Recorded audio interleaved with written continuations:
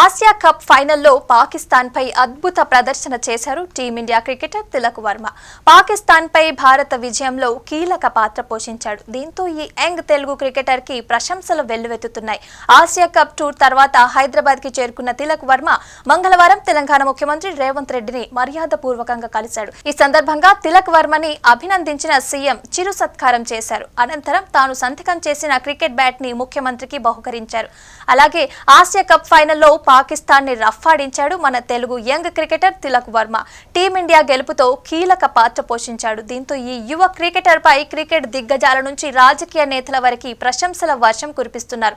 కాగా మ్యాచ్ తర్వాత హైదరాబాద్ కి చేరుకున్న ఈ క్రికెట్ హీరో మంగళవారం తెలంగాణ ముఖ్యమంత్రి రేవంత్ రెడ్డిని జూబ్లీహిల్స్ లోని ఆయన నివాసంలో మర్యాదపూర్వకంగా కలిశారు. క్రీడా శాఖ మంత్రి వాకిటి శ్రీహరితో కలిసి తిలక్ వర్మ సీఎం ని కలిశారు.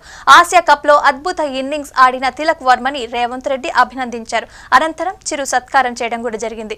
ఆ తర్వాత తాను సంతకం చేసిన క్రికెట్ బ్యాట్ ని తిలక్ వర్మ సీఎం రేవంత్ రెడ్డికి బహుకరించారు. ఈ కార్యక్రమంలో shorts chairman Shivasena Reddy, shots MD Sonibala Devi, CM ముఖ్య కార్యదర్శి శ్రీనివాసరాజు, ఖైరతాబాద్ డీసీసీ అధ్యక్షుడు రోహిత్ రెడ్డి తదితరులు పాల్గొన్నారు. అంతకు ముందు ఆంధ్రప్రదేశ్ ముఖ్యమంత్రి చంద్రబాబు నాయుడు తిలక్ వర్మని ప్రశంసించారు. ఈ మేరకు సోషల్ మీడియాలో పోస్టులు కూడా పెట్టారు. మన తెలుగు కుర్రాడు తిలక్ వర్మ మ్యాచ్ ఇన్నింగ్స్ తో పిచ్ ని పూర్తిగా తన కంట్రోల్లోకి తీసుకున్నాడు. ఇక భారత జట్టుని విజయ పథంలో నడిపించాడని, ఒత్తిడిలోనూ అతడి ప్రశాంతత, ప్రతిభ స్ఫూర్తిదాయకంగా ఉందని, అతడి ఆట తీరు చాలా బాగుందని, అతడిని చూసి తాము చాలా గర్విస్తున్నామని కూడా సీఎం చెప్పారు. ఆంధ్రప్రదేశ్ మంత్రి లోకేష్ కూడా తిలక్ కి ప్రశంసించారు.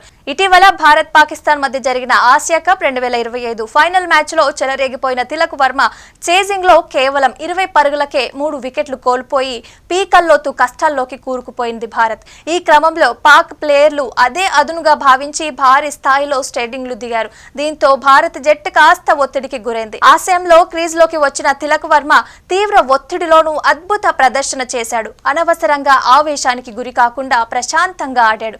69 పరుగులు చేసి తన సత్తా చాటుకున్నాడు. అనంతరం మ్యాన్ ఆఫ్ ది మ్యాచ్ అందుకున్నాడు. తాను సాధించిన 2 సెంచరీల కంటే ఆసియా కప్ ఫైనల్ ఇన్నింగ్సే తన ఫేవరెట్ అని కూడా చెప్పుకొచ్చాడు తిలక్ వర్మ.